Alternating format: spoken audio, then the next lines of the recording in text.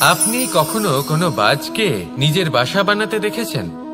এই বাজ যখনই কোনো বাসা বানায় তখন উঁচু গাছের ডালে বা কোনো পর্বতের শিখরে বাসা বানায়, অনেক উচ্চতায়, আর সেখানে তার সন্তানও জন্মগ্রহণ করে। যখন এই সন্তানেরা জন্মায় তখন এই বাজ খুবই ভালোবেসে এবং খুব সাবধানে এদের পালন পোষণ করে। নিজের ঠোঁট দিয়ে তাদের ঠোঁটে খাবার পরিবেশন করে। কিন্তু যেই সেই সন্তানেরা হৃষ্টপুষ্ট হয়ে যায় এবং সেই কথা বাজ নিজে বুঝতে পেরে যায়, সেই বাজ নিজেই সেই বাসা ছিন্ন ভিন্ন করে দেয়। সেই সন্তান যাদের সবেমাত্র ডানা গজিয়েছে, কিভাবে উড়তে হয় তারা জানে না, সেই সন্তানগুলিকে উচ্চতা থেকে ঠেলে দেয়। সেই সন্তান প্রথমে ভয়ভীত হয়ে যায়। তারা সামনে মৃত্যুকে দেখতে পেয়ে ভয়ের কারণে তাদের ডানা ঝাপটাতে থাকে, আর সেই প্রক্রিয়াতেই সেই সন্তানগুলি উড়তে শুরু করে দেয়। এবার এই ঘটনায় আমরা কি শিক্ষা পেতে পারি? এটাই, যদি আপনি মাতা পিতা হন তাহলে নিজের সন্তানকে অবশ্যই স্নেহ করুন, কিন্তু তাদেরকে নিজের আঁচলের তলায় বেঁধে রাখবেন না। যদি আপনি চান আপনার সন্তান জীবনে উন্নতি করুক, তাহলে নিজের মুঠো থেকে তাদের স্বতন্ত্র করে দিন। এই সংসারে সংঘর্ষ করতে দিন। সেই সন্তান নিজেই বুঝতে পারবে যে জন্মের সময় পাওয়া ডানা কি করে ব্যবহার করতে হয়। আর আপনার চোখের সামনে আপনার সন্তান এই আকাশে উড়তে থাকবে। তাহলে আসুন আমার সাথে ভালোবেসে বলুন, রাধা রাধা। সংসারে সবচেয়ে পবিত্র মানা হয় গঙ্গা জলকে। কখনো ভেবে দেখেছেন কেন? কারণ গঙ্গা জলের আবির্ভাব অত্যন্ত শুদ্ধ হয়, তার জন্ম শুদ্ধ হয়, যেখান থেকে তার শুরু সেটাই শুদ্ধ হয়। আর শুরুটা শুদ্ধ হওয়া অত্যন্ত আবশ্যক। আমাদের জীবনে সবই শুরু হয় আমাদের ভাবনা থেকে। নিজের ভাবনাকে শুদ্ধ রাখুন, কারণ এই ভাবনা থেকেই আবির্ভাব হয় শব্দের। আপনার শব্দ শুদ্ধ। এই সংসারে, এই জীবনে নিজের ভাবনা শুভ রাখলে, শুদ্ধ করলে আপনার মন সুপ্রসন্ন হয়ে বলবে, রাধা রাধা। মানুষ জন্মগ্রহণ করে, তার সাথে ভয়েরও জন্ম হয়। ছোটবেলা থেকেই আমাদের মনে কোনো না কোনো প্রকারের ভয় থেকেই যায়। কেউ এই বিষয়ে ভয় পায় যে তার কোনো বস্তু তার থেকে দূরে চলে যাবে। কেউ এই বিষয়ে ভয় পায় যে আমি নিজেকে হারিয়ে ফেলব। কেউ এই ভেবে ভয় পায় যে আমার প্রিয়জনেরা তারা যেন আমার থেকে দূরে না চলে যায়। কেউ এই ভেবে ভয় পায় যে আমরা যেন পথ না হারিয়ে ফেলি, আদি ইত্যাদি। কিন্তু সত্যি কথা বলতে, ভেবে দেখুন এই ভয় বাস্তবে কি? শুধুই একটা মনোস্থিতি, আর কিছুই নয়। যা কিছু আপনি জীবনে পেয়েছেন তা একদিন আপনাকে হারাতে হবে। এই জীবন হলো আপনারই, কিন্তু তাও একদিন সমাপ্ত হবে। তাই ভয় পেয়ে কি লাভ? এই ভয় শুধু আপনাকে জীবন যাপন করা থেকে বাধা দিচ্ছে, আর কিচ্ছু নয়। পথ হারিয়ে ফেললেই বুঝতে পারবেন যে নতুন পথ কিভাবে বানাতে হয়। কিছু মানুষকে জীবন থেকে হারালে তবেই আপনি বুঝবেন যে আপনার আপনজনকে। এই ভয়ের কারণে ভীত হয়ে থাকবেন না। এই তারা নক্ষত্র অন্ধকারের অভাবে গুরুত্ব হারায়। শিবকেও মহাদেব হওয়ার জন্য বিষপান করতে হয়েছিল। প্রত্যেক পরিস্থিতি, প্রত্যেক সাফল্য আপনার পরীক্ষা নেবে। তাতে উত্তীর্ণ হওয়া হলো আপনার কর্ম। যখনই আপনি ভয় পাবেন বা সংকটের সম্মুখীন হবেন, তখন সাহসের সাথে তার সম্মুখীন হন। মনে রাখবেন, যে সম্মুখীন হতে জানে সাফল্য তার সাথে সবসময় থাকে। আসুন আর আমার সাথে ভালোবেসে বলুন, রাধা রাধা। আমাদের হাতটা দেখুন। এই হাতে 5টা আঙুল আছে, যা ভিন্ন ভিন্ন ধরনের। একরকম কেন নয়? কারণ হলো প্রত্যেকের নিজের নিজের গুরুত্ব আছে, নিজের নিজের মাহাত্ম্য আছে। এরা ভিন্ন, তাই একত্রিত হয়ে মুষ্টিবদ্ধ করা সম্ভব, যার দ্বারা আমরা আত্মরক্ষাও করতে পারি, আবার আক্রমণও করতে পারি। যদি 5টি আঙুল সমান হতো তাহলে মুষ্টিবদ্ধ হতে পারত না, নিজেদের মধ্যে বিভ্রান্তির সৃষ্টি করত। এবার এরকমই কিছু আমাদের সংসারেও হয়। আমাদের দেশ, যেখানে একটি ভূমির ওপর ভিন্ন ভিন্ন ধর্মের মানুষ বাস করেন, ভিন্ন ভিন্ন জাতি, ভিন্ন ধর্ম, ভিন্ন ভাষা, কিন্তু যদি আমরা এটা ভাবি যে কিভাবে এই দেশকে কল্যাণের পথে নিয়ে যাওয়া যায়, কিভাবে এর বিকাশ করা সম্ভব, তাহলে আমাদের একত্রিত হওয়া শিখতে হবে। যেইভাবে 5টা আঙুল একত্রিত হয়, মুষ্টিবদ্ধ হয়, সেইভাবেই আপনার যে ভাষাই হোক, যে ধর্মই হোক, যে জাতি হোক না কেন, ঠিক আছে, আবশ্যক হলো আপনার নিজের কর্মভূমির সাথে, আপনার ধরিত্রীর সাথে যুক্ত থাকা, সাথে থাকা। তবেই দেশের উন্নয়ন সম্ভব, তবেই এই দেশ স্বতন্ত্র থাকবে, সফল হবে, আর এই মন প্রসন্ন হয়ে বলবে রাধা রাধা। যদি আমি আমার চোখ বেঁধে কোনো একটা নির্দিষ্ট দিকে নিজের সমস্ত শক্তি প্রয়োগ করে ছুটে যাই, তাহলে কি হবে? আমি কোথাও ধাক্কা খেতে পারি, নিজের ক্ষতি করতে পারি, কোথাও পড়ে যেতে পারি, তাই না? অর্থাৎ এটা নিশ্চিত এই কাজ আমার করা উচিত নয়। কিন্তু আজকের দিনে প্রত্যেকটা মানুষ এই কাজই করছেন, তাই না? কোনো কাজ করার পূর্বে সেই কাজের বিষয়ে সম্পূর্ণ তথ্য কোথায় সংগ্রহ করছেন? শুধু এটুকু জানেন যে এই কাজটা করলে কত ধন অর্জন করবেন আর কত নাম হবে, আর ব্যাস সামনে এগিয়ে যান। এটা উচিত নয়। পূর্ণরূপে যে কোনো কাজ করার আগেই সেই কাজের বিশ্লেষণ করে নেওয়া উচিত, তা বুঝে নেওয়া উচিত, এবং সেই বিষয়ে অবশ্যই খেয়াল রাখা উচিত যে আপনার শরীর এবং আপনার মন এই কাজ করার জন্য কি প্রস্তুত রয়েছে। যদি তা না হয়, তাহলে প্রথমে নিজেকে শুধরে নিন, তারপরে সেই কাজ করুন। যদি এইভাবে জীবনে সামনে এগোন, তাহলে সাফল্যের সম্ভাবনা জীবনে অনেক বেশি বেড়ে যাবে। তাহলে এটাই করুন, আর আমার সাথে ভালোবেসে বলুন রাধা রাধা। এই সংসারে সাফল্য লাভ করার জন্য জ্ঞানের প্রয়োজন হয়, পরিশ্রমের প্রয়োজন হয়, দৃঢ় নিষ্ঠার প্রয়োজন হয়, নিরন্তর চেষ্টা করা প্রয়োজনীয়। কিন্তু আরো কিছু আছে যা অত্যন্ত প্রয়োজনীয় এবং গুরুত্বপূর্ণ। তা হলো ভালো বন্ধু। তাদের থাকা অত্যন্ত প্রয়োজনীয়। যদি ভালো বন্ধু থাকে, তাহলে সময় এলে তারা ঢাল হয়ে আপনাকে সুরক্ষা করবেন। সময় এলে অস্ত্রের মতো শত্রুকে সংহারও করবেন। যদি তিনি জ্ঞানী হন, তাদের মধ্যে সদ্গুণ থাকে, তাহলে এই সব গুণ আপনার মধ্যেও প্রবেশ করবে। তাহলে সাফল্যের জন্য ভালো বন্ধু পাওয়া অত্যন্ত প্রয়োজনীয়। কিন্তু শুধু বন্ধু কেন, ভালো শত্রুও থাকা প্রয়োজনীয়। এবার আপনি ভাববেন, আমি কি বললাম? যদি আপনার জীবনেও ভালো অর্থাৎ শক্তিশালী শত্রু থাকে, তাহলে আপনিও শক্তিশালী হতে থাকবেন। এই শত্রু আপনাকে প্রেরিত করবে আরো বেশি শক্তিশালী হয়ে ওঠার। কখনো কোনো হরিণকে দেখুন, তীব্র গতিতে দৌড়তে থাকে। কেন তীব্র গতিতে দৌড়য়? এই কারণে নয় যে কোথাও তার জন্য মধুর ঘাস অপেক্ষা করে রয়েছে, না। সে এই কারণে তীব্র গতিতে দৌড়য় কারণ সেটা না করলে তার পেছনে একটি সিংহ আছে যে ওকে নিজের ভোজন করে ফেলবে। তাই জীবনে বিপদ, সংকট, এই সবকিছুও হলো অত্যন্ত গুরুত্বপূর্ণ। তার সম্মুখীন হতে শিখুন, আর আমার সাথে ভালোবেসে বলুন রাধা রাধা। লক্ষ্যে পৌঁছানো অত্যন্ত কঠিন হয়। কেউ ভাবেন যে কেন এত কঠিন হয়, কেন এত কষ্ট করতে হয় লক্ষ্যে পৌঁছানোর জন্য।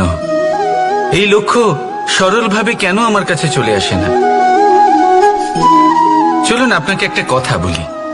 যদি আপনার লক্ষ্য কঠিন না হয়, তাহলে তাকে পাওয়া আপনার পক্ষে অসম্ভব হয়ে উঠবে। লক্ষ্যে পৌঁছানোর এই রাস্তায় আপনি যে কড়া রোদের সম্মুখীন হন, যার থেকে আপনি দূরে পালাতে চান, সেই রোদ আপনাকে প্রেরণা যোগায় যে আপনি এগোতে থাকুন। ভাবুন একজন যাত্রী যে কিনা নিজের লক্ষ্যের দিকে যাচ্ছেন, সেই পথে উনি যদি একটু ছায়া পেয়ে যান আর উনি ওখানে বিশ্রাম নেন, তাহলে তার সাথে তার ভাগ্য গভীর নিদ্রায় সেখানে বিলীন হয়ে যায়।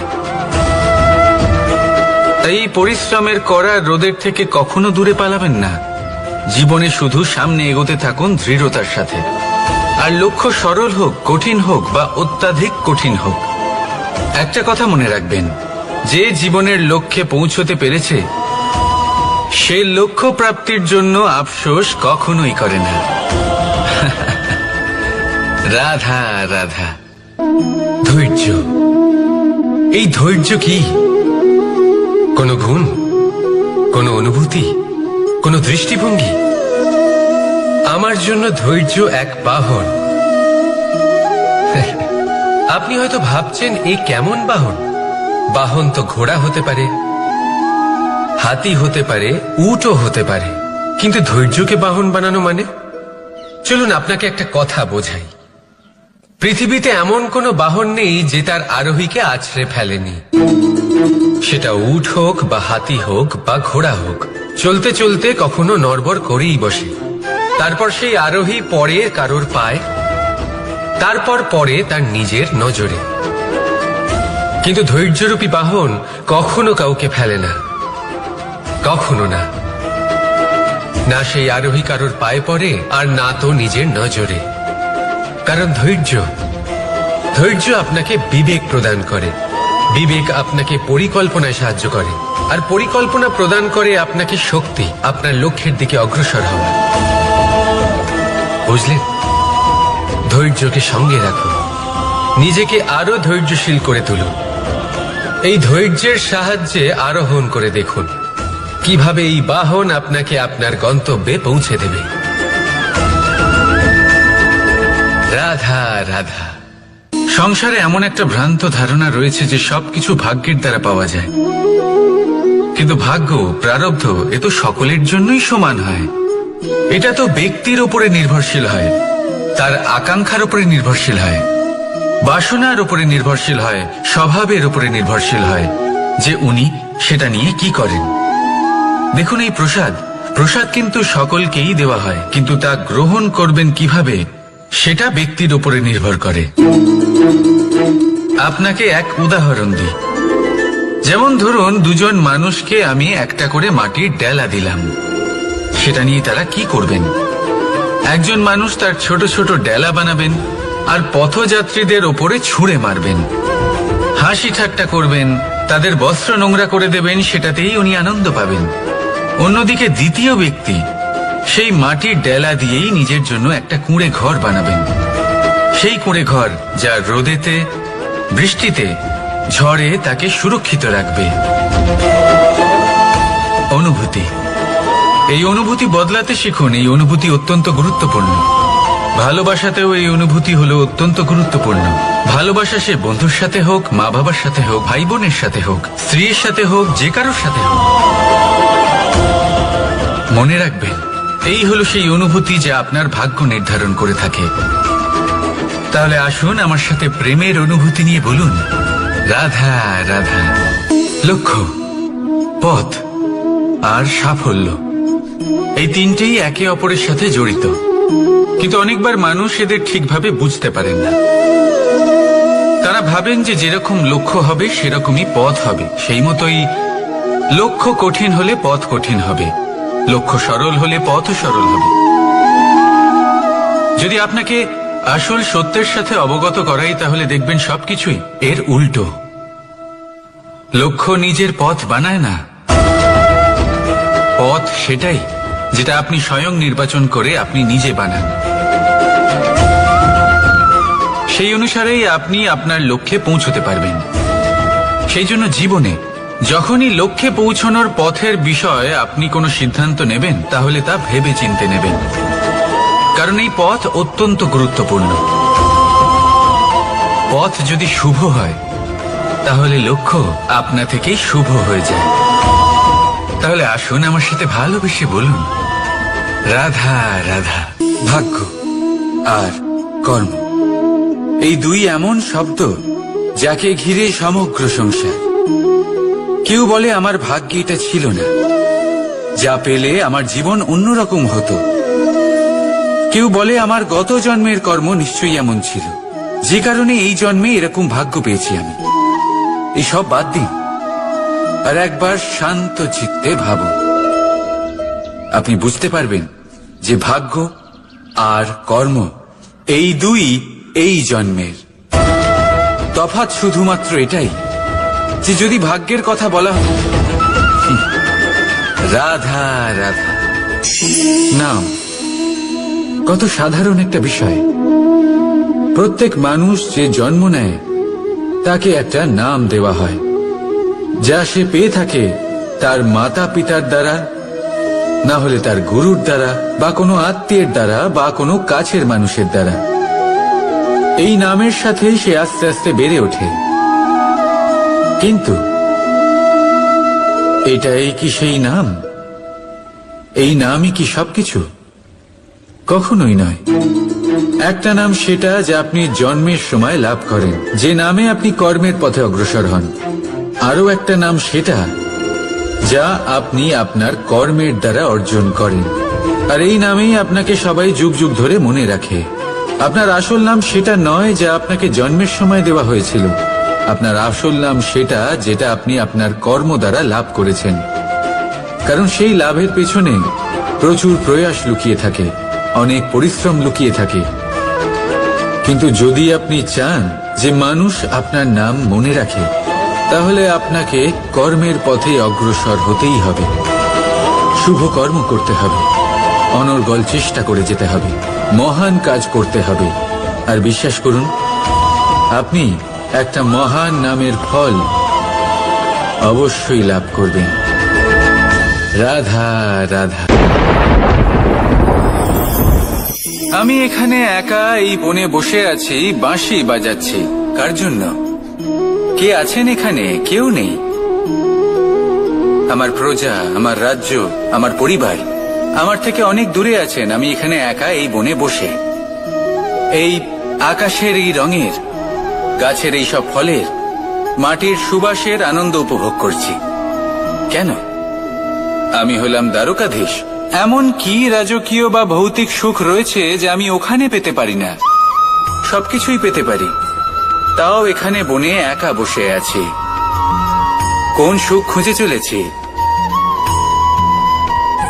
একা থাকার সুখ।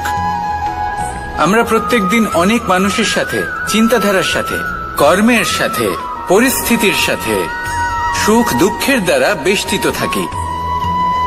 জীবনের এই চক্রে আমরা জড়িয়ে পড়তে থাকি। যতই আমরা এই সমস্যার সমাধান করি, আমরা ততই এতে জড়িয়ে পড়ি। আমরা এতটাই জড়িয়ে পড়ি যে যখন আমরা আয়নায় নিজেদের দেখি, তখন আমরা নিজেদের চিনতেই পারি না। এমন মনে হয় যেন আমরা নিজেদের হারিয়ে ফেলেছি। সেই জন্য প্রত্যেক দিন আপনি কিছু সময় নিজের সাথে কাটান একান্তে। এটা অত্যন্ত আবশ্যক। নিজের অস্তিত্বের গভীরে গিয়ে দেখতে শিখুন, নিজেকে বুঝুন। অদ্ভুত শান্তির অনুভূতি হবে। যেমন এই বায়ু, এই বৃক্ষ, এই পুষ্প, এই নিসর্গ, এদের মতো আপনিও কখনো একলা হতে শিখুন। কখনো নিসর্গের একটা অংশ হয়ে দেখুন। এই মন প্রসন্ন হয়ে বলবে, রাধা। একবার একটা শেয়াল বনে বিচরণ করছিল। ও একটা ছোট্ট শাবক দেখতে পেল। ও ভাবল, আজ একেই আমি খাবার হিসেবে গ্রহণ করব। আশেপাশে দেখলো কেউ দেখছে না তো, কেউ ছিল না। আর সেই শাবকের ওপর আক্রমণ করল, যা হলো একটা ঘোর অপরাধ। বনের নিয়ম অনুসারে আপনি কখনোই শাবকের ওপর আক্রমণ করতে পারেন না। তারপর এই খবরটা যখন রাজা সিংহ জানতে পারলেন, সভার আয়োজন করলেন। কিন্তু সেখানে শেয়াল বলল, আমি তো এরকম কিছু করিনি। কিন্তু যদি আপনি এরকম বলেন, কোনো প্রমাণ দিন, এর কোনো সাক্ষী আছে? তখন রাজা সিংহ পেঁচাকে ডেকে পাঠালেন, যে সেই মুহূর্তে বৃক্ষের শাখার ওপর বসেছিল। সে সব কিছু দেখেছিল। পেঁচা সব সত্যি কথা বলল, আর শেয়ালকে মৃত্যুদণ্ড দেয়া হলো। এবার এই কাহিনী আমি আপনাকে কেন শোনালাম? কারণ মানুষও কখনো কখনো এরকম কর্ম করেন যা শিয়াল করেছে। এটা ভাবেন কেউ দেখছে না, যখন আমি অনুচিত কর্ম করতেই পারি। কিন্তু না, আপনি যাই করুন না কেন, কেউ না কেউ অবশ্যই তা দেখছে। কোনো ব্যক্তি না হলেও কোনো প্রাণী, না হলে কোনো যক্ষ বা দেব বা প্রেত। যদি এনারা কেউ না দেখেন, তাহলে ধরিত্রী মাতা দেখেন, যেখানে দাঁড়িয়ে আপনি সেই কর্ম করছেন, তাই না? তাই একটা কথা সবসময় মনে রাখবেন, কে দেখছেন কে দেখছেন না সেই বিষয়ে ভাবা ছেড়ে দিন। এটা খুব সহজ কথা। আপনি যদি উচিত কর্ম করেন উচিত ফল পাবেন, যদি অনুচিত কর্ম করেন তাহলে আপনি অনুচিত ফল অবশ্যই পাবেন। সেই জন্য উচিত পথে চলতে থাকুন, উচিত কর্ম করতে থাকুন, আর আমার সাথে ভালোবেসে বলুন রাধা রাধা। বাহ, পুষ্পের সুবাস আমার খুব ভালো লাগে। অত্যন্ত সুন্দর হয় এই পুষ্প। এইভাবে চারিদিকে পুষ্প দেখে মন আনন্দিত হয়ে ওঠে। এবার আপনারা ভেবে দেখুন, আমার চারিদিকে পুষ্প নয় আগুন আছে, তাহলে কি হবে? আমার শরীর কি জ্বলে যাবে না? অবশ্যই জ্বলবে। শরীরকে কি আগুনের তাপ সহ্য করতে হবে না? অবশ্যই সহ্য করতে হবে। এটাই হলো প্রকৃতির নিয়ম। এই নিয়ম কিন্তু আমরা সবাই জানি, কিন্তু আমাদের মধ্যে বেশিরভাগ মানুষ এই বিভ্রান্তি নিয়ে বাঁচি যে এই যে প্রকৃতির নিয়ম তা আমার ওপর প্রযোজ্য নয়। তা কিন্তু নয়। আমাদের চতুর্দিকে এই যে নিসর্গ রয়েছে, আমরা তার কতটা ক্ষতি করি সেটা একবার ভেবে দেখুন। আমরা বনাঞ্চল জ্বালিয়ে দিই, বায়ু দূষিত করি, জল দূষিত করি, প্রাণীদের হত্যা আমরা করি। কেন? এই নিসর্গ আমরা নষ্ট করি, যদিও আমরা জানি যে আমরাও হলাম এই নিসর্গেরই অংশ। এবার দেখুন, শরীরের কোনো অংশে যদি আগুন ধরান, আস্তে আস্তে সমস্ত শরীরও জ্বলে যাবে। সেইভাবেই নিসর্গ যদি নষ্ট হয়ে যায় তাহলে মনুষ্য জাতিও নষ্ট হয়ে যাবে। তাই এই যে নিসর্গ আপনি দেখছেন, এই পুষ্প, এই বৃক্ষ, বায়ু, জল, এদের সকলকে রক্ষা করুন, নষ্ট নয়। মনে রাখবেন, যদি নিসর্গ থাকে মানুষ থাকবে, যদি নিসর্গ থাকে তাহলেই জীবন থাকবে। আসুন আমার সাথে ভালোবেসে বলুন রাধা রাধা। কারই না পছন্দ বলুন তো? অত্যন্ত সুস্বাদু হয় এই মধু, মিষ্টি খেতে হয় এবং তা শক্তিও প্রদান করে, এবং প্রত্যেকটি মিষ্টি পদার্থের মতোই এতেও খুব তাড়াতাড়ি পিঁপড়ে ধরে যায়। অন্যদিকে যদি নুনকে দেখি, তাহলে বছরের পর বছর রাখলেও এতে পিঁপড়ে ধরে না। এবার যদি কথা বলি বন্ধুত্বের, তাহলে বন্ধুত্ব নুনের মতো হওয়া উচিত, মধুর মতো নয়। যারা সামনে এলে শুধুমাত্র মধুর মধুর কথা বলবে, পরে এতে পিঁপড়ে ধরে যাবে। এটা নুনের মতো হওয়া উচিত। প্রকৃত বন্ধু হলো সে যে সময় এলে পরে আপনার সামনে আপনার প্রকৃত সত্য তুলে ধরবে, তা সে যতই কঠিন হোক না কেন। আপনার দোষ, আপনার অপগুণ, আপনার খামতি আপনাকে বলতে পারবে, যাতে আপনি সেগুলো শুনে মেনে নিয়ে তারপর নিজেকে শুধরোতে পারেন। এটাই হলো প্রকৃত বন্ধুত্ব। কখনো নিজের জীবনের আশেপাশে মন দিয়ে দেখবেন, অনেক সময় এমন মানুষ থাকেন, অনেক বন্ধু থাকেন, যাদের দেখে আমাদের মনে হয় যে এনারা খুব কঠোর, এনাদের কথা খুব কটু। কিন্তু বেশিরভাগ এমন মানুষের মনটা যদি বুঝতে পারেন, তাহলে দেখবেন তাতে কোনো মালিন্য নেই। এনাদের মন অত্যন্ত পবিত্র হয়। যদি আপনার জীবনেও এমন কোনো ব্যক্তি থেকে থাকে, এমন বন্ধু থাকে, তাহলে তাদের আগলে রাখুন আর আমার সাথে ভালোবেসে বলুন রাধা রাধা। যতক্ষণ আমরা এই সংসারে জীবিত, ততক্ষণ আমাদের সাথে সবকিছু থাকে। আমাদের ধন, সুখ স্বাচ্ছন্দ্য, আমাদের মিত্রগণ, আমাদের পরিবার, এই সমাজ, এই সবকিছু আমাদের সাথে থাকে। যেদিন আমরা এই সংসারকে ত্যাগ করব, এদের মধ্যে কেউ আমাদের সাথে যাবে না, না ধন, না স্বাচ্ছন্দ্য, না সম্পত্তি। এই সকল মানুষ, এই সমাজ, এরা শুধুমাত্রই শ্মশান পর্যন্ত আমাদের সাথে থাকতে পারবেন। তারপরে যদি আমাদের সাথে কিছু যেতে পারে, তাহলে তা শুধুই আমাদের ধর্ম। আর এই সংসারে আমরা নিজেদের যে সুনাম রেখে যাই, সেটা সম্ভব শুধুমাত্র কর্মের দ্বারা। সেই জন্য সংসারে যতদিন পর্যন্ত জীবিত আছেন, যদি কিছু অর্জন করতে চান, তাহলে ধর্ম অর্জন করুন, ধর্মের বিষয়ে স্পষ্টতা অর্জন করুন এবং কর্ম অর্জন করুন। এটাই হবে আপনার অতীত এবং এটাই হবে আপনার ভবিষ্যৎ, এবং এটাই সকলকে প্রেরণা প্রদান করবে। আসুন আমার সাথে ভালোবেসে বলুন রাধা রাধা। কোনো যাত্রায় যাব বলে মনে করি তখনই আমরা প্রস্তুত থাকি আসন্ন বিপদের জন্য বা সংকটের জন্য।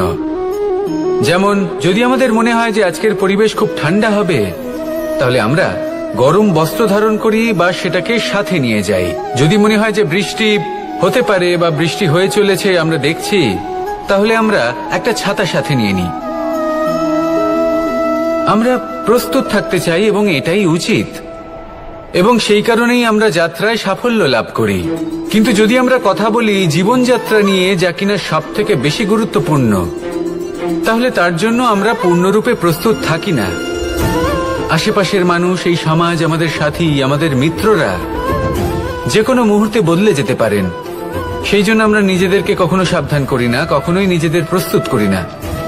আমাদের এটা কখনোই মনে হয় না যে এরকম হতে পারে, আর সেই কারণেই শেষে গিয়ে আমরা অত্যন্ত দুঃখ পাই। একটা অমূল্য শিক্ষা আছে যেটা আমাদের লাভ করা উচিত। সতর্ক থাকা উচিত। এই জীবনযাত্রার জন্য শুধুমাত্র এই পরিবেশের বিষয়ে তথ্য সংগ্রহ করা বা তাকে অনুমান করা এটুকু হলেই চলবে না। আমাদের আশেপাশের মানুষজনকে দেখতে হবে, তাদের স্বভাব পরিস্থিতির ওপর নজর রাখতে হবে। যখন তারা রং পাল্টাচ্ছেন নজর রাখতে হবে, তা অত্যন্ত আবশ্যক। পরিবর্তন আপনার জীবনে অবশ্যম্ভাবী। সঠিকভাবে তার সম্মুখীন হন। আসুন আমার সাথে ভালোবেসে বলুন, রাধা। এই সংসারের সব থেকে বড় সুখ কি? কেউ বলবেন নিজের লক্ষ্য প্রাপ্ত করা, কেউ বলবেন ধন উপার্জন করা, কেউ বলবেন নিদ্রাই সব থেকে বড় সুখ, কেউ বলবেন রাজ্য লাভ করা, আবার কেউ বলবেন মাতার হাত থেকে খাবার খাওয়া, আদি ইত্যাদি। কিন্তু যদি সত্যি কথা বলি, এই সংসারের সব থেকে বড় সুখ হল সেবা করা। কখনো কাউকে সেবা করে দেখুন। এই সেবা দ্বারা অন্য কোনো মানুষের আশীর্বাদ লাভ করাতেই সুখ রয়েছে। আপনার সেবা ভাব দ্বারা যখন কোনো মানুষ নিজের অন্তরাত্মা থেকে আপনাকে আশীর্বাদ করে, তার থেকে বড় সুখ আর কিছুই নেই। কারণ প্রত্যেক মানুষের মধ্যে ঈশ্বর বাস করেন। নরের সেবাই হল নারায়ণের সেবা। নিষ্কাম সেবা করাই হল সব থেকে বড় সুখ। তাই নিজের অন্তরে সেবার এই ভাব জাগ্রত করুন। যে সুখের কথা আমি বলছি, সেই সুখ অনুভব করেই দেখুন। এই মন সুপ্রসন্ন হয়ে বলবে, রাধা রাধা। বাহ, পুষ্পের সুবাস আমার খুব ভালো লাগে। অত্যন্ত সুন্দর হয় এই পুষ্প। এইভাবে চারিদিকে পুষ্প দেখে মন আনন্দিত হয়ে ওঠে। এবার আপনারা ভেবে দেখুন, আমার চারিদিকে পুষ্প নয়, আগুন আছে। তাহলে কি হবে? আমার শরীর কি জ্বলে যাবে না? অবশ্যই জ্বলবে। শরীরকে কি আগুনের তাপ সহ্য করতে হবে না? অবশ্যই সহ্য করতে হবে। এটাই হলো প্রকৃতির নিয়ম। এই নিয়ম কিন্তু আমরা সবাই জানি, কিন্তু আমাদের মধ্যে বেশিরভাগ মানুষ এই বিভ্রান্তি নিয়ে বাঁচি যে এই যে প্রকৃতির নিয়ম, তা আমার ওপর প্রযোজ্য নয়। তা কিন্তু নয়। আমাদের চতুর্দিকে এই যে নিসর্গ রয়েছে, আমরা তার কতটা ক্ষতি করি সেটা একবার ভেবে দেখুন। আমরা বনাঞ্চল জ্বালিয়ে দিই, বায়ু দূষিত করি, জল দূষিত করি, প্রাণীদের হত্যা আমরা করি। কেন? এই নিসর্গ আমরা নষ্ট করি, যদিও আমরা জানি যে আমরাও হলাম এই নিসর্গেরই অংশ। এবার দেখুন, শরীরের কোনো অংশে যদি আগুন ধরান, আস্তে আস্তে সমস্ত শরীরও জ্বলে যাবে। সেইভাবেই নিসর্গ যদি নষ্ট হয়ে যায়, তাহলে মনুষ্য জাতিও নষ্ট হয়ে যাবে। তাই এই যে নিসর্গ আপনি দেখছেন, এই পুষ্প, এই বৃক্ষ, বায়ু, জল, এদের সকলকে রক্ষা করুন, নষ্ট নয়। মনে রাখবেন, যদি নিসর্গ থাকে মানুষ থাকবে, যদি নিসর্গ থাকে তাহলেই জীবন থাকবে। আসুন আমার সাথে ভালোবেসে বলুন, রাধা রাধা। লক্ষ্যে পৌঁছানো অত্যন্ত কঠিন হয়। কেউ ভাবেন যে কেন এত কঠিন হয়, কেন এত কষ্ট করতে হয় লক্ষ্যে পৌঁছানোর জন্য। এই লক্ষ্য সরলভাবে কেন আমার কাছে চলে আসে না? চলুন আপনাকে একটা কথা বলি। যদি আপনার লক্ষ্য কঠিন না হয় তাহলে তাকে পাওয়া আপনার পক্ষে অসম্ভব হয়ে উঠবে। লক্ষ্যে পৌঁছানোর এই রাস্তায় আপনি যে কড়া রোদের সম্মুখীন হন, যার থেকে আপনি দূরে পালাতে চান, সেই রোদ আপনাকে প্রেরণা যোগায় যে আপনি এগোতে থাকুন। ভাবুন একজন যাত্রী যে কিনা নিজের লক্ষ্যের দিকে যাচ্ছেন, সেই পথে উনি যদি একটু ছায়া পেয়ে যান আর উনি ওখানে বিশ্রাম নেন, তাহলে তার সাথে তার ভাগ্য গভীর নিদ্রায় সেখানে বিলীন হয়ে যায়। তাই পরিশ্রমের কড়া রোদের থেকে কখনো দূরে পালাবেন না। জীবনে শুধু সামনে এগোতে থাকুন দৃঢ়তার সাথে। আর লক্ষ্য সরল হোক, কঠিন হোক বা অত্যাধিক কঠিন হোক, একটা কথা মনে রাখবেন, যে জীবনের লক্ষ্যে পৌঁছতে পেরেছে সে লক্ষ্য প্রাপ্তির জন্য আফসোস কখনোই করে না। রাধা রাধা। ধৈর্য, এই ধৈর্য কি কোনো গুণ, কোনো অনুভূতি, কোনো দৃষ্টিভঙ্গি? আমার জন্য ধৈর্য এক বাহন। আপনি হয়তো ভাবছেন এই কেমন বাহন? বাহন তো ঘোড়া হতে পারে, হাতি হতে পারে, উটও হতে পারে, কিন্তু ধৈর্যকে বাহন বানানো মানে? চলুন আপনাকে একটা কথা বোঝাই। পৃথিবীতে এমন কোনো বাহন নেই যে তার আরোহীকে আছড়ে ফেলেনি। সেটা উট হোক বা হাতি হোক বা ঘোড়া হোক, চলতে চলতে কখনো নড়বড় করেই বসে। তারপর সেই আরোহী পড়ে কারোর পায়, তারপর পড়ে তার নিজের নজরে। কিন্তু ধৈর্যরূপী বাহন কখনো কাউকে ফেলে না, কখনো না। না সেই আরোহী কারোর পায়ে পড়ে আর না তো নিজের নজরে।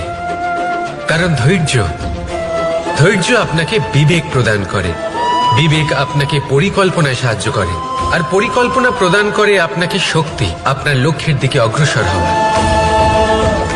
বুঝলেন? ধৈর্যকে সঙ্গে রাখুন, নিজেকে আরো ধৈর্যশীল করে তুলুন।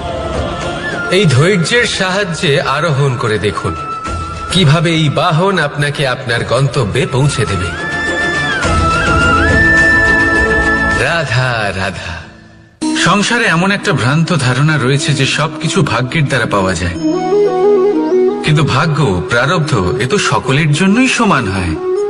এটা তো ব্যক্তির উপরে নির্ভরশীল হয়, তার আকাঙ্ক্ষার উপরে নির্ভরশীল হয়, বাসনার উপরে নির্ভরশীল হয়, স্বভাবের উপরে নির্ভরশীল হয় যে উনি সেটা নিয়ে কি করেন। দেখুন, এই প্রসাদ কিন্তু সকলকেই দেওয়া হয়, কিন্তু তা গ্রহণ করবেন কিভাবে সেটা ব্যক্তির উপরে নির্ভর করে। আপনাকে এক উদাহরণ দিই। যেমন ধরুন, দুজন মানুষকে আমি একটা করে মাটির ডেলা দিলাম, সেটা নিয়ে তারা কি করবেন? একজন মানুষ তার ছোট ছোট ডেলা বানাবেন আর পথযাত্রীদের ওপরে ছুঁড়ে মারবেন, হাসি ঠাট্টা করবেন, তাদের বস্ত্র নোংরা করে দেবেন, সেটাতেই উনি আনন্দ পাবেন। অন্যদিকে দ্বিতীয় ব্যক্তি সেই মাটির ডেলা দিয়েই নিজের জন্য একটা কুঁড়ে ঘর বানাবেন। সেই কুঁড়ে ঘর যা রোদেতে, বৃষ্টিতে, ঝড়ে তাকে সুরক্ষিত রাখবে। অনুভূতি, এই অনুভূতি বদলাতে শিখুন। এই অনুভূতি অত্যন্ত গুরুত্বপূর্ণ। ভালোবাসাতেও এই অনুভূতি হলো অত্যন্ত গুরুত্বপূর্ণ। ভালোবাসা সে বন্ধুর সাথে হোক, মা বাবার সাথে হোক, ভাই বোনের সাথে হোক, স্ত্রীর সাথে হোক, যে কারোর সাথে হোক। মনে রাখবেন, এই হলো সেই অনুভূতি যা আপনার ভাগ্য নির্ধারণ করে থাকে। তাহলে আসুন আমার সাথে প্রেমের অনুভূতি নিয়ে বলুন, রাধা রাধা। লক্ষ্য, পথ আর সাফল্য, এই তিনটেই একে অপরের সাথে জড়িত, কিন্তু অনেকবার মানুষ এদের ঠিকভাবে বুঝতে পারেন না। তারা ভাবেন যে যেরকম লক্ষ্য হবে সেরকমই পথ হবে, সেই মতোই লক্ষ্য কঠিন হলে পথ কঠিন হবে, লক্ষ্য সরল হলে পথ সরল হবে। যদি আপনাকে আসল সত্যের সাথে অবগত করাই, তাহলে দেখবেন সবকিছুই এর উল্টো। লক্ষ্য নিজের পথ বানায় না, পথ সেটাই যেটা আপনি স্বয়ং নির্বাচন করে আপনি নিজে বানান। সেই অনুসারেই আপনি আপনার লক্ষ্যে পৌঁছতে পারবেন। সেই জন্য জীবনে যখনই লক্ষ্যে পৌঁছানোর পথের বিষয়ে আপনি কোনো সিদ্ধান্ত নেবেন, তাহলে তা ভেবে চিন্তে নেবেন, কারণ এই পথ অত্যন্ত গুরুত্বপূর্ণ। পথ যদি শুভ হয় তাহলে লক্ষ্য আপনা থেকেই শুভ হয়ে যায়। তাহলে আসুন আমার সাথে ভালোবেসে বলুন, রাধা রাধা। ভাগ্য আর কর্ম, এই দুই এমন শব্দ যাকে ঘিরে সমগ্র সংসার। কেউ বলে আমার ভাগ্যে এটা ছিল না, যা পেলে আমার জীবন অন্যরকম হতো। কেউ বলে আমার গত জন্মের কর্ম নিশ্চয়ই এমন ছিল, যে কারণে এই জন্মে এরকম ভাগ্য পেয়েছি আমি। এসব বাদ দিন আর একবার শান্ত চিত্তে ভাবুন।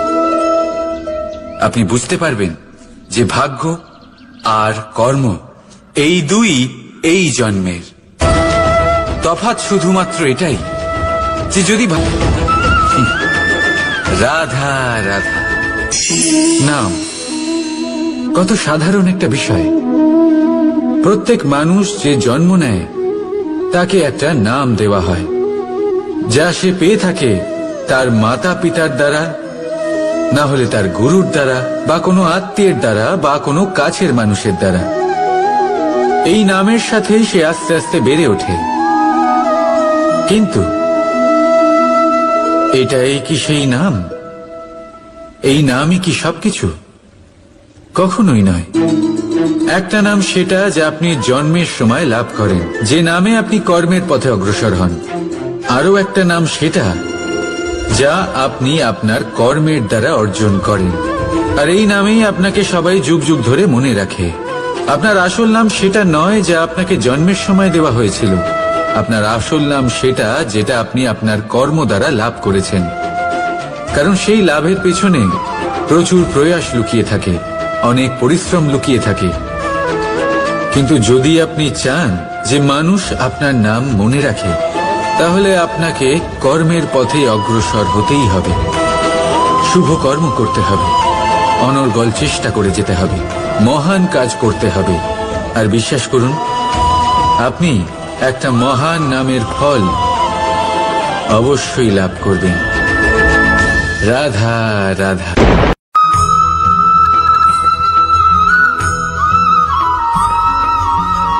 একটা শেয়াল বনে বিচরণ করছিল। ও একটা ছোট্ট শাবক দেখতে পেল। ও ভাবলো, আজ একেই আমি খাবার হিসেবে গ্রহণ করব।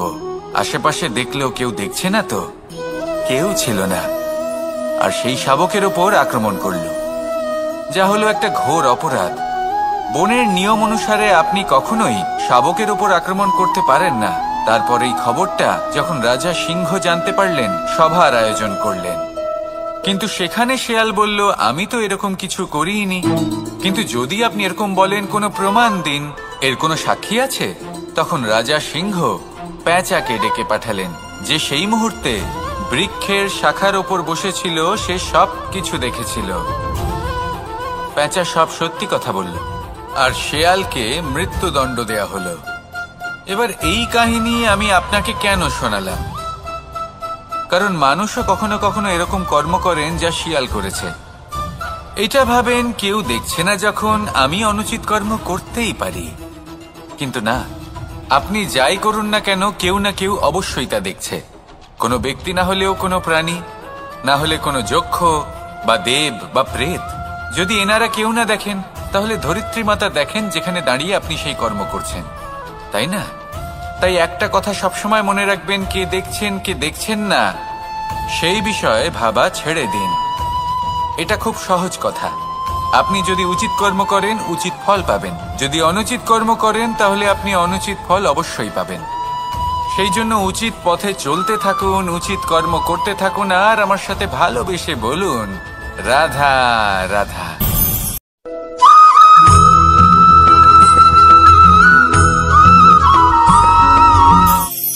ধর্ম। আমরা সকলে ধর্মের বিষয়ে কথা বলি, কখনো নিজের ধর্মের বিষয়, আর কখনো অন্যের ধর্মের বিষয়ে। কখনো আমরা অধর্ম দেখলে সেই বিষয়ে কথা বলি। অনেক রকম আলোচনা হয়, কিন্তু এই ধর্ম আসলে কি, সেটা কি কেউ বোঝে? যদি আমি আপনাকে উত্তর দিই, এই উত্তর সরল। ধর্ম হলো তাই যা মানুষকে অন্য মানুষের সাথে, সমস্ত বিশ্ব সংসারের সাথে আনন্দ সহকারে বাঁচতে শেখায়। সেই জন্য আপনি যদি কখনো কোনো ধর্মীয় স্থানে যান, সেই ধর্মীয় স্থানে গিয়ে আপনার শান্তির অনুভূতি হয়, তাই না? কিন্তু দেখুন, ধর্মের জ্ঞান থাকলেই সেই মানুষ ধর্মের পথে চলতে পারবে এমন কোনো কথা নেই। অনেক সময় সম্পর্কে যখন সংঘর্ষ বেড়ে যায়, তখন ইচ্ছের জন্ম হয়, ক্রোধের জন্ম হয়, অহংকারের জন্ম হয়, আর তারপর বিনাশ হয়ে যায় এই ধর্মের। সেই জন্য দ্বিতীয় সবথেকে গুরুত্বপূর্ণ গুণ যা আমার সারথীর মধ্যে থাকা উচিত, তা হলো ধর্মবীর হওয়া। এবার দেখতে হবে সেটা এই যে কে হবে সেই ব্যক্তি যিনি এই স্বয়ম্বরে নিজের ধর্মে অটল থাকবেন। কারণ সেই ব্যক্তি এই সংসার থেকে সরে এসে ধর্মের পুনঃস্থাপনের এই মহাকার্যে আমার সারথি হতে পারবেন। তাহলে আসুন আমার সাথে ভালোবেসে বলুন, রাধা রাধা। কর্ম, ধর্ম, জ্ঞান, এই 3 স্তরে অনেক মানুষ পৌঁছতে পারেন। অনেকে এই পরীক্ষা দিয়ে তাতে উত্তীর্ণ হয়ে যেতে পারেন, কিন্তু শিখরে পৌঁছে শাসন তিনিই করতে পারেন যার কাছে এই চতুর্থ গুণটিও থাকে, সমর্পণ। অত্যন্ত গুরুত্বপূর্ণ একটা গুণ এটা। এই সমর্পণ আসলে অত্যন্ত গুরুত্বপূর্ণ। পূর্ণ সমর্পণ দরকার নিজের লক্ষ্যের প্রতি, সমর্পণ নিজের কর্তব্যের প্রতি, সমর্পণ নিজের আত্মার থেকে নির্গত স্বরের প্রতি, সমর্পণ নিজের রথির প্রতি, অর্থাৎ আমার প্রতি। এবার এই পরীক্ষায় অত্যন্ত কঠিন এক বাঁক আসতে চলেছে, যেখানে সারথীকে সমর্পণের নিরিখে পরীক্ষা করা হবে, আর তাতে উত্তীর্ণ হওয়ার পরেই তার হাতে ধর্ম স্থাপনের রথের রাশ তুলে দেওয়া হবে। দেখা যাক কি হয়। ততক্ষণ আপনি প্রসন্ন থাকুন আর আমার সাথে ভালোবেসে বলুন, রাধা রাধা। যখন একজন ভক্ত এবং তার ভগবান এক আকার ধারণ করেন, যখন একজন ভক্ত নিজের ভগবানের প্রতি, নিজের জীবনের লক্ষ্যের প্রতি সম্পূর্ণরূপে সমর্পিত হয়ে যান, তখন জন্মগ্রহণ করে ভক্তি। আর তখন সংসারের সমস্ত আশা তিনি ত্যাগ করতে পারেন। সমস্ত আশা শেষ হতে পারে, কিন্তু মানুষের সঙ্গ ভক্তি কখনো ত্যাগ করে না। যখন ভক্ত ও ভগবান এক আকার ধারণ করেন, এক হয়ে যান, তখন রথী এবং সারথীর মধ্যে কোনো পার্থক্য থাকে না। তারাও এক হয়ে যান। একটাই ব্যক্তিত্ব, একটাই অস্তিত্ব। আর সেই জন্যই কখনো কখনো রথীর আদেশ ছাড়াই সারথী রথ চালিয়ে দেন, আবার কখনো সারথীর পরামর্শ ছাড়াই রথী আক্রমণ করে ফেলেন। এ তো শুধুমাত্র আরও একটা গুণ সেই সারথীর মধ্যে যিনি ধর্ম স্থাপনার মহান কাজে আমার সারথী হতে চলেছেন। তাহলে আসুন আমার সাথে ভালোবেসে বলুন, রাধা রাধা। ভাগ করে নেওয়া বা বন্টন করা প্রত্যেক মানুষের জীবনে অবশ্যই হয়ে থাকে, আর অনেক সময় এটা জীবনে অতি আবশ্যক হয়ে পড়ে। কিন্তু ভাগ করার মনোকামনা তার থেকেও বেশি গুরুত্বপূর্ণ হলো যে কোন ঘটনার আধারে এই বাটোয়ারা হলো। অনেক সময় এই বাটোয়ারা হলো শান্তির প্রতীক, আবার অনেক সময় এই বাটোয়ারা বিপ্লব ঘটাতে পারে, এমন এক বিপ্লব যা মহাযুদ্ধ ঘটিয়ে দিতে পারে। দেখুন, বাটোয়ারা সম্পত্তির হোক বা হোক ভিক্ষার, শিক্ষা কিন্তু একটাই। জীবনে অনেক সময় বাটোয়ারা দরকার হতে পারে, কিন্তু যতদূর সম্ভব তা এড়িয়ে চলুন, একসাথে মিলে এগিয়ে চলুন। কারণ দেখুন, এই যে বাটোয়ারা ভাগ করে দেয়, আর সেখানেই একতা আপনাকে অগ্রসর করে। তাহলে আপনিও এটাই করুন, একসাথে মিলে সামনে এগোন, আর আমার সাথে ভালোবেসে বলুন, রাধা রাধা। কখনো ভেবে দেখেছেন মানুষকেই এই সংসারে সর্বশ্রেষ্ঠ প্রাণী কেন বলা হয়? অন্য কোনো প্রাণীকে কেন নয়? শুধু কি এই জন্যই আমরা চিন্তা করতে পারি, আমাদের কাছে তীক্ষ্ণ বুদ্ধি রয়েছে, কোনো কিছু আবিষ্কার করতে পারি, সেই কারণেই? তা তো অন্য কোনো প্রাণীর কাছেও থাকতে পারে। এমন কিছু পশুও রয়েছে যাদের কাছে তীক্ষ্ণ বুদ্ধি আছে। তাহলে মানুষ কেন? কারণ মানুষের কাছে এমন কিছু রয়েছে যা অন্য প্রাণীর কাছে নেই। মানবতা। মানবতা যা সর্বপ্রথম এগিয়ে যেতে চাইলেও যদি পথে কেউ ধাক্কা খেয়ে পড়ে যায়, তাকে আগলে রাখতেও জানে। মনে রাখবেন, আপনার সব থেকে বড় পরিচয় আপনার নাম, আপনার সম্পত্তি বা আপনার ধর্মও নয়। আপনার সব থেকে বড় পরিচয় হল আপনার মানবতা। তাহলে সময় এলে পরে নিজের মানবতার পরিচয় দিন। অন্য মানুষকে সাহায্য করুন, অন্য প্রাণীকে সাহায্য করুন। একা একা পথ চলা হলো পশুদের প্রবৃত্তি। মানুষ হলেন তিনি যিনি অন্যের জন্য প্রাণও দিতে পারেন। মানুষ হলেন তিনি যিনি অন্য মানুষের প্রাণ বাঁচান। সেই মানবতাকে জাগিয়ে তুলুন আর এই জীবন বাঁচতে শুরু করুন। আর হ্যাঁ, আমার সাথে ভালোবেসে বলুন, রাধা রাধা। এই সংসারে মাতা পিতা তার সন্তানকে সব থেকে বড় উপহার কি দিতে পারেন? বৈভব, সুযোগ সুবিধা, বাড়ি, নাকি আশেপাশের পরিবেশ? এই সংসারে মাতা পিতা তার সন্তানকে সব থেকে বড় উপহার শিক্ষা দিতে পারেন, কিন্তু তার জন্য সময়ের প্রয়োজন হয়। এবার এই সময় অত্যন্ত অদ্ভুত। সময়ের ধারণা সবার রয়েছে। কখনো কখনো কিছু কঠিন সময় বরদানের মতো আমাদের সম্মুখে আসে। এরকম কোনো সমস্যার কথা যদি আমি বলি, যেমন যুদ্ধ, মহামারী, মহা অসুখ, এরকম সময় আমাদের কাছে যথেষ্ট সময় থাকে।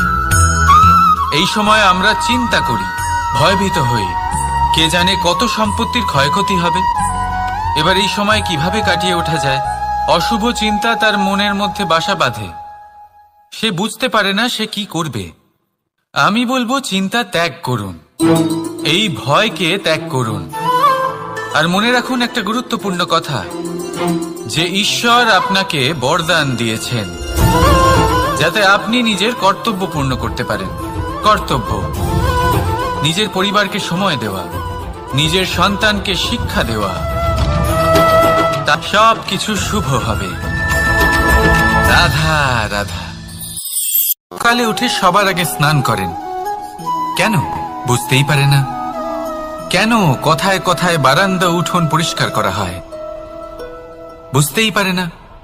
অনেক মানুষজন এটাকে ধার্মিক এবং অন্ধবিশ্বাস বলে, কিন্তু যদি আমি আপনাকে সত্যি কথা বলি, প্রত্যেক ধর্ম বিজ্ঞানসম্মত। প্রত্যেক কাজের পেছনে বৈজ্ঞানিক সত্যতা লুকিয়ে রয়েছে, কিন্তু প্রত্যেক মানুষ সেই নিয়ে কতটা ভাবেন, কতটা বোঝেন আর কি পদক্ষেপ নেন তা হলো আলাদা এবং অত্যন্ত গুরুত্বপূর্ণ, কিন্তু তা হলো বিজ্ঞানসম্মত। আজও যখন আমি আগে বাড়ি যাই, মা সবার আগে আমার হাত পা ধুয়ে দেন, তারপর সবকিছু। তাই আপনি পরিচ্ছন্ন থাকুন, তাহলে আপনি সুস্থ থাকবেন। তখনই আপনার মনে ভক্তিভাব আসবে, তখনই এই সমগ্র সংসারকে সামলানোর শক্তি অর্জন করতে পারবেন। তাহলে পরিচ্ছন্ন থাকুন, সব ভালো থাকবে। রাধা রাধা। মানুষের জীবনে স্বচ্ছতার একটা আলাদা গুরুত্ব আছে। যদি আপনি নিজেকে স্বচ্ছ রাখেন, তাহলে আপনার নিজেরও ভালো লাগবে, সামনের ব্যক্তিরও ভালো লাগবে, একটা অন্যরকম প্রভাব পড়বে। কিন্তু একজন শ্রেষ্ঠ ব্যক্তি কিভাবে হয়ে ওঠা সম্ভব? যার মধ্যে গুণ আছে, শিক্ষা আছে, শুভ চেতনা আছে, যিনি সৎকর্ম করেন। কিভাবে হব সেই ব্যক্তি যার মধ্যে জ্ঞান আছে? শুধুমাত্র স্বচ্ছ থাকলে তো তা হওয়া সম্ভব নয়। প্রথমে আপনাকে বুঝতে হবে যে মানুষের মধ্যে 4টি মূল তত্ত্ব আছে। প্রথম হলো তার শরীর, যার দ্বারা উনি যে কোনো কর্ম করে থাকেন। দ্বিতীয় তত্ত্ব হলো তার মন, যার দ্বারা কোনো কর্ম করার জন্য সে নিজেকে প্রেরণা দিতে থাকে। তৃতীয় তত্ত্ব হলো বুদ্ধি। যে কর্ম আমরা করতে চাই, যে লক্ষ্যে আমরা পৌঁছতে চাই, সেটা আমরা কিভাবে কোন পথে করব সেটা স্থির করা যায় বুদ্ধি দিয়ে। আর চতুর্থ তত্ত্ব হলো আত্মা। আত্মা হলো এমন এক তত্ত্ব যার কোনো সমাপ্তি নেই। আত্মা হলো অজয়, কিন্তু এরও শুদ্ধিকরণের প্রয়োজন হয়। এই চারটি তত্ত্বের শুদ্ধিকরণ করতে থাকুন, এতে নির্মল রাখুন, শুদ্ধ রাখুন। এবং এটা কিভাবে হবে? শুভ চেতনা দ্বারা, জ্ঞানের দ্বারা, এবং সব থেকে বেশি গুরুত্বপূর্ণ প্রেমের দ্বারা। আসুন আমার সাথে ভালোবেসে বলুন, রাধা রাধা।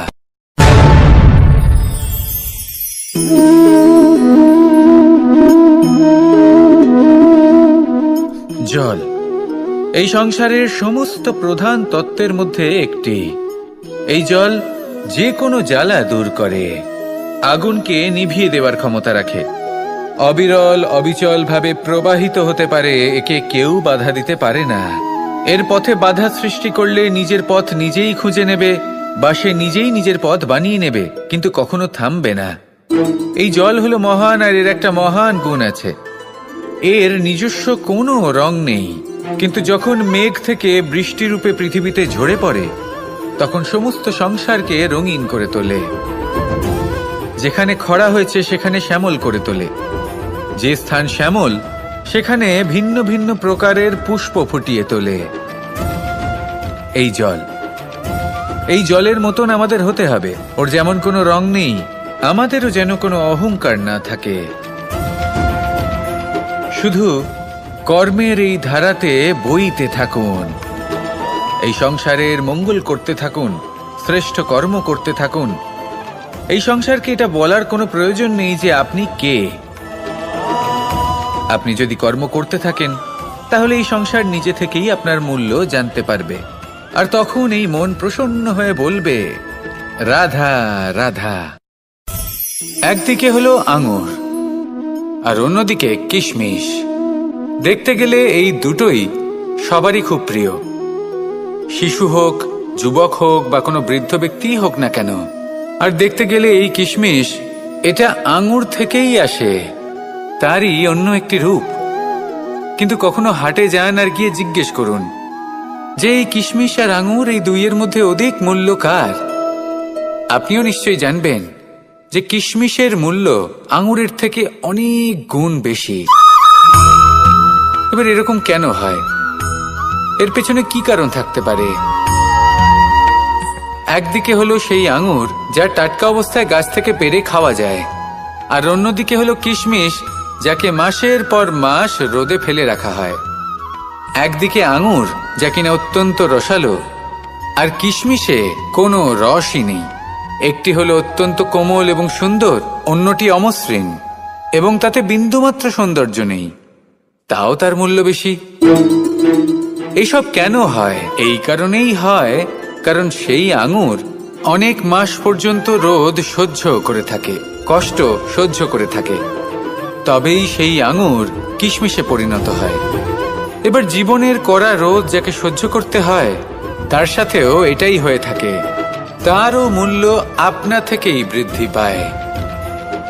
আপনার জীবনে আপনার গুণ, আপনার প্রতিভা, তা অত্যন্ত গুরুত্বপূর্ণ।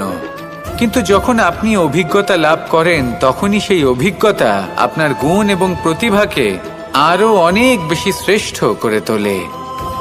তাই জীবনের কঠোর রোদের মধ্যেও দাঁড়িয়ে থাকাটা শিখে নিন, সাহসের সাথে কঠিন পরিস্থিতির সম্মুখীন হওয়াটা শিখে নিন। ঠিক এইভাবেই অভিজ্ঞতা লাভ করতে হয়, আর এই অভিজ্ঞতা আপনার মূল্য বৃদ্ধি করতেই থাকবে, করতেই থাকবে। আর তখন এই মন প্রসন্ন হয়ে বলবে, রাধা রাধা। জীবনে আমরা সবাই, এই সংসারে প্রত্যেকেই শুধুমাত্র ওপরে উঠতে চায়, এমন কেউ নেই যে নিচে পড়তে চায়। কিন্তু আপনাকে যদি সত্যের সাথে পরিচয় করাই, তাহলে নিচে পড়া অত্যন্ত আবশ্যক। যখন আপনি নিচে পড়েন, তখন সর্বপ্রথম আপনার মনে পড়ে ওপরে যখন ছিলেন, সেই স্থান, সেই সময় এবং তার গুরুত্ব কি ছিল। তার থেকেও বড় শিক্ষা আপনার যখন পতন ঘটে তখন আপনি বুঝতে পারেন আপনার আপনকে, আর আপনকে কখনো ভয় পাবেন না। এটা আপনাকে জীবনের খুব বড় এক শিক্ষা দিয়ে যায়। রাধা রাধা। ব্যক্তি কখন সফল হয়, কখন অসফল, কখন ক্ষতি হয়, কখন লাভ, কখন জয় হয়, কখন পরাজয়, এসব কিসের উপরে নির্ভরশীল? বেশিরভাগ লোকেই বলবেন পরিস্থিতির ওপর, আর সেটা ঠিকও। যদি বাইরে বর্ষার পরিবেশ থাকে তবে সেখানে বস্ত্র কিভাবে শুকোতে পারে? যদি ঝড়ের পরিবেশ থাকে তাহলে নৌকা কিভাবে পার করানো যেতে পারে? কিন্তু যদি আমি আপনাকে আসল সত্যি বলি, তাহলে অসফলতার কারণ পরিস্থিতি নয়, সেই পরিস্থিতিকে স্বীকার করে নেওয়া। প্রত্যেকের জীবনে এরকম সময়ে অবশ্যই আসে যখন আমরা চাইলেও পরিস্থিতিকে পাল্টাতে পারি না। পরিস্থিতিকে পাল্টানো অসম্ভব হয়ে ওঠে। এরকম সময়ে একটাই উপায় আছে, পরিস্থিতিকে নয়, মনস্থিতিকে বদলান, আর দেখবেন সবকিছু ভালো হবে। কারণ এই মনস্থিতি আপনার জীবনের সব থেকে বড় সম্বল, সব থেকে বড় সাথী। দেখুন, অপবাদ, অসফলতা প্রত্যেকের জীবনের একটা অংশ অবশ্যই, কিন্তু আপনাকে নিরন্তর চেষ্টা করে যেতে হবে, পুনরায় ঘুরে দাঁড়িয়ে এগিয়ে যেতে হবে, তবেই সফলতা আসবে। যদি এতই সহজ হতো সফল হওয়া, তাহলে সবাই সফল হতো, তাই তো? রাধা রাধা। বন্ধুত্ব, সংসারের সব থেকে বড় সম্পর্ক এই বন্ধুত্ব। জীবনে মা, বাবা, ভাই, বোন, এইসব সম্পর্ক আমরা বাঁচতে পারি না, কারণ এগুলি আমরা জন্মের সাথেই পাই।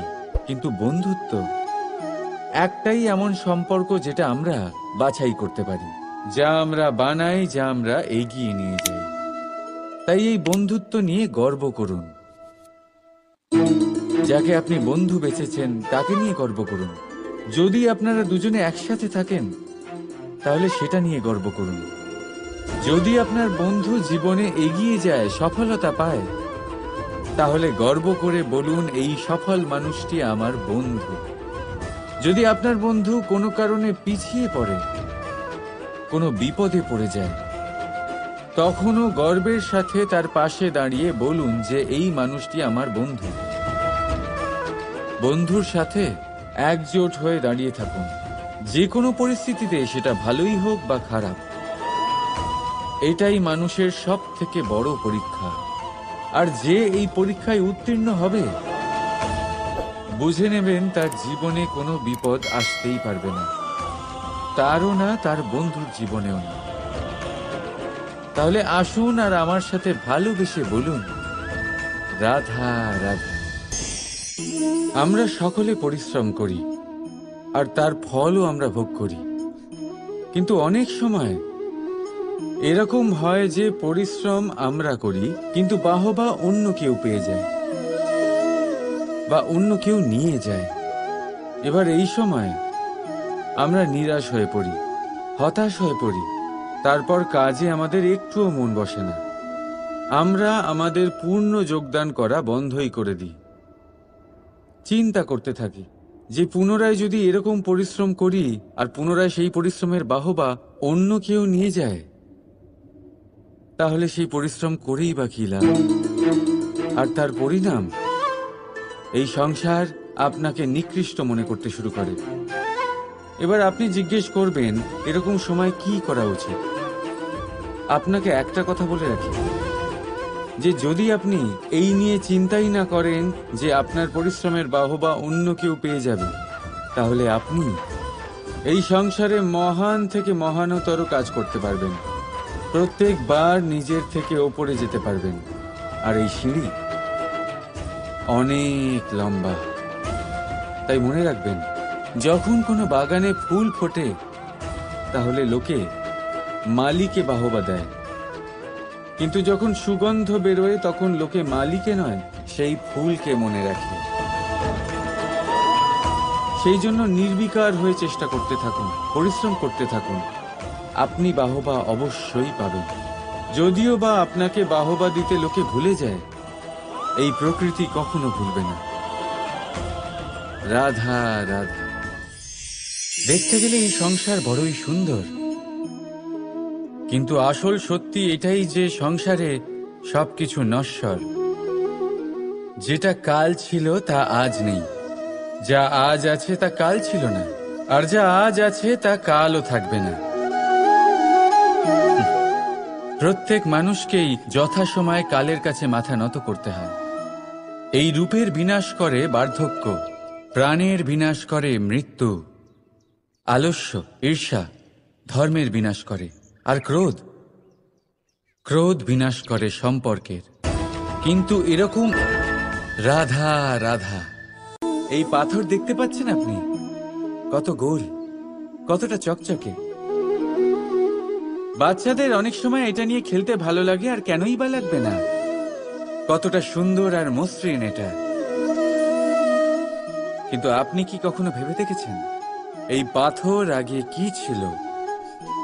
কোনো বিশাল আকার পর্বত, কোনো বিশাল আকার পাথরের একটা বড় ভেঙে যাওয়া অংশ বিশেষ, যেটা কোনোভাবে নদীতে পড়ে নদীর ধারার সাথে বইতে থাকলো।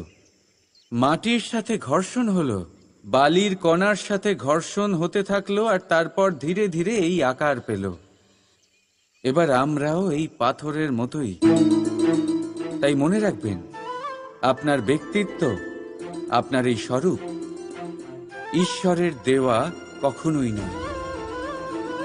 হ্যাঁ, প্রকৃতি অবশ্যই আপনাকে জন্ম দিয়েছেন, কিন্তু আপনি নিজে নিজের ব্যক্তিত্বের রচয়িতা, আর আপনি তা রচনা করেন কঠিন পরিস্থিতির মুখোমুখি হয়ে, সংকটের ধারা পার করে।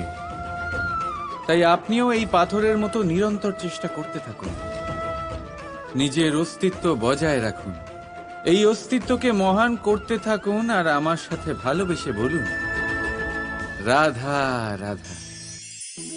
বর্ষাকালে যখন ভয়ানক বৃষ্টি হয়, তীব্র গতিতে যখন হাওয়া চলে, তখন আপনি নিশ্চয়ই দেখেছেন যে পাখিরা, যাদের বাসা মাঝে মাঝে ভেঙে পড়ে, নষ্ট হয়ে যায়।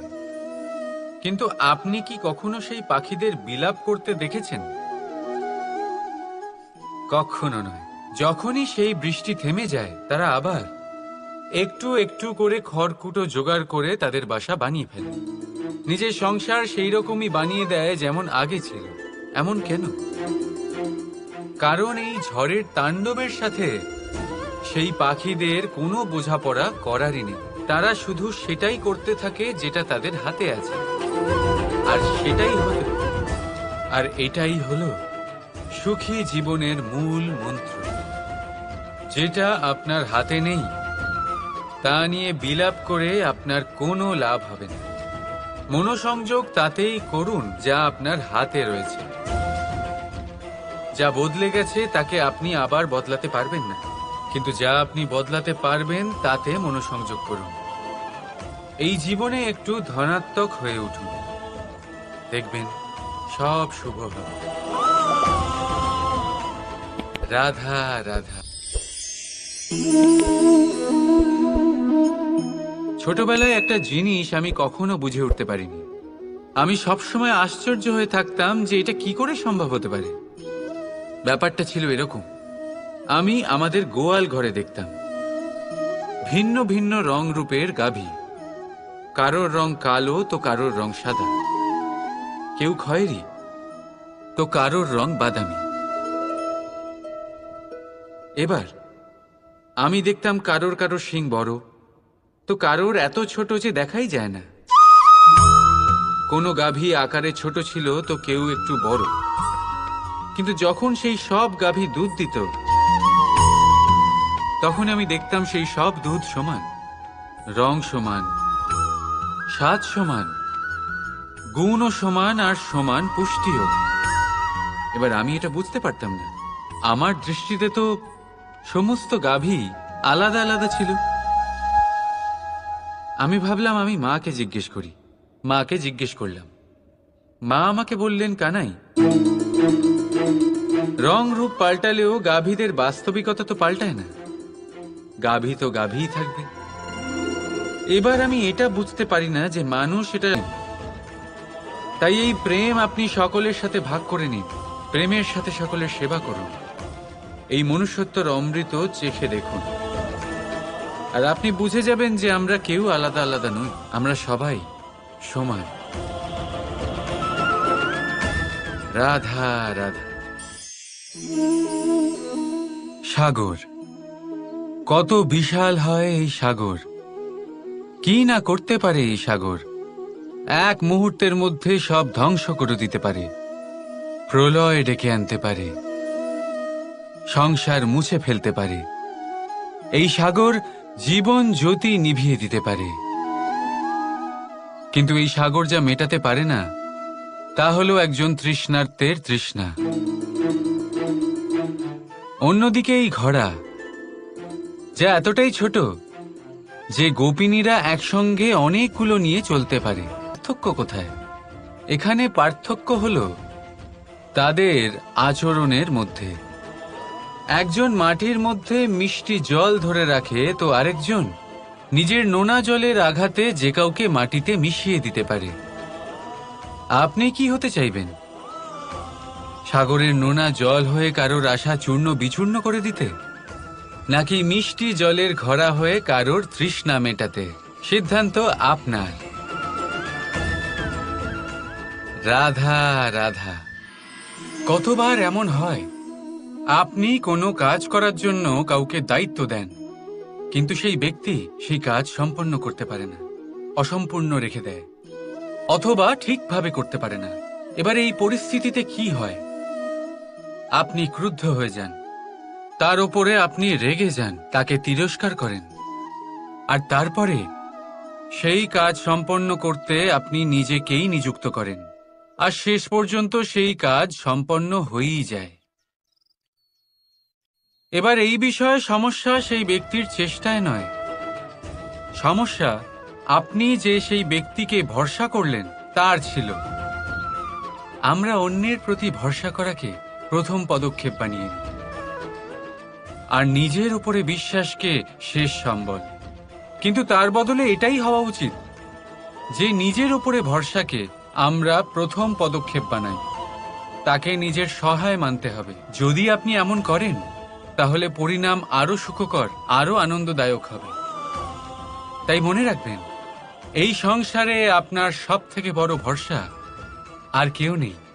এই সংসারে আপনার সব থেকে বড় রক্ষাকর্তা আর কেউ নেই, বরং আপনি নিজেই। রাধা রাধা। আসুন আপনাকে একটা প্রশ্ন করছি, সোনা আর লোহার মধ্যে তফাৎ কি? এবার বেশিরভাগ লোকের উত্তর এটাই হবে যে সোনা বহুমূল্য, সোনার মূল্য লোহার থেকে অনেক বেশি। এটা ঠিক, কিন্তু আমাদের এটা ভোলা ঠিক হবে না যে সোনা আমাদের সাজগোজের কাজে লাগে, আমাদের আরো বেশি সুন্দর দেখায়। অন্যদিকে লোহা সেই সৈনিকদের ঢাল ও তলোয়ার হয়ে তাদের রক্ষা করে যারা আমাদের প্রাণকে রক্ষা করেন। এই সৈনিক না থাকলে আমাদের প্রাণও থাকবে না।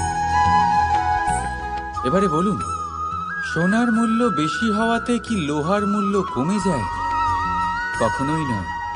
ঠিক সেইভাবে এই জীবনে আপনি যতই চেষ্টা করুন, কিছু না কিছু এমন থেকে যাবে যা আপনি কখনোই পাবেন না, আর সেই কারণে নিজেকে অক্ষম মনে করা অনুচিত। হতে পারে আপনার কাছে সেই গুণ আছে যেটা সংসারে আর কারোর কাছে নেই। সেই গুণটাকে চিনুন, সেটাকে বাড়ান, আর সেটাকে ব্যবহার করুন। তাই মনে রাখবেন, সংসারে প্রত্যেকটা ব্যক্তি বিশেষ হয়, আর এই সংসারে সবাই সবকিছু পায় না। নিজেই দেখে নিন, সোনাকে যে দোকানে সাজিয়ে রাখা হয় সেই দোকানের তালা লোহা দিয়ে তৈরি হয়। রাধা রাধা। সংসারে সব থেকে বেশি দামি কি, সব থেকে বেশি মূল্যবান কি? কেউ বলবে সোনা, কেউ বলবে রত্ন, কেউ বলবে মুক্ত, কেউ বলবে মানিক। এগুলো কতটা মূল্যবান? ধরুন, কিছু সোনার মুদ্রা দিয়ে আমরা মুক্ত কিনতে পারি, কিছু মুক্ত দিয়ে একটা মানিক, কিছু মানিক দিয়ে কিনতে পারি একটা হিরে। কিন্তু এই জগতের সমস্ত ধন খরচ করেও একটা জিনিস আমরা কিনতে পারবো না, আর তা হলো একটা মুহূর্ত। কি হলো, সত্যি সামনে এসে গেল? সত্যি হলো এটাই যে জগতে সব থেকে বেশি মূল্যবান সময়, সেই সময় যেটা আমরা এমনি নষ্ট করে দিই অকাজে, কখনো কোনো আশাতে, কখনো শোক করে, কখনো ওর মুখে কৃতজ্ঞতার হাসি ফুটিয়ে। রাধা রাধা। সূর্য এই সংসারে সব থেকে বেশি তেজস্বী, এই সূর্য সব থেকে বেশি উজ্জ্বল, সব থেকে বেশি শক্তিশালী। কিন্তু আপনি কি কখনো সূর্যোদয় দেখেছেন? এই শক্তিশালী সূর্য কিভাবে উদয় হয়? লাল রঙের আভার সাথে, সৌম্যতার সাথে, শান্তির সাথে উদয় হয়। কখনো সূর্যাস্ত দেখেছেন? সেই লাল রঙের আভা, সেই সৌম্যতা, সেই একই শান্তি। আর এটাই একজন মহান ব্যক্তিত্বের গুণ। যখন জীবনে উত্থান ঘটে তখনও অহংকার করেন না, সৌম্যতা বজায় রাখেন। মুহূর্ত অবশ্যই চলে যাবে। রাধা রাধা। ধর্ম। আমরা সকলে ধর্মের বিষয়ে কথা বলি, কখনো নিজের ধর্মের বিষয়, আর কখনো অন্যের ধর্মের বিষয়। কখনো আমরা অধর্ম দেখলে সেই বিষয়ে কথা বলি। অনেক রকম আলোচনা হয়, কিন্তু এই ধর্ম আসলে কি, সেটা কি কেউ বোঝে? যদি আমি আপনাকে উত্তর দিই, এই উত্তর সরল। ধর্ম হলো তাই যা মানুষকে অন্য মানুষের সাথে, সমস্ত বিশ্ব সংসারের সাথে আনন্দ সহকারে বাঁচতে শেখায়।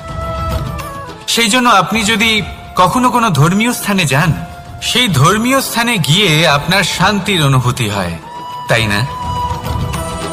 কিন্তু দেখুন, ধর্মের জ্ঞান থাকলেই সেই মানুষ ধর্মের পথে চলতে পারবে এমন কোনো কথা নেই। অনেক সময় সম্পর্কে যখন সংঘর্ষ বেড়ে যায়, তখন ইচ্ছের জন্ম হয়, ক্রোধের জন্ম হয়, অহংকারের জন্ম হয়, আর তারপর বিনাশ হয়ে যায় এই ধর্মের।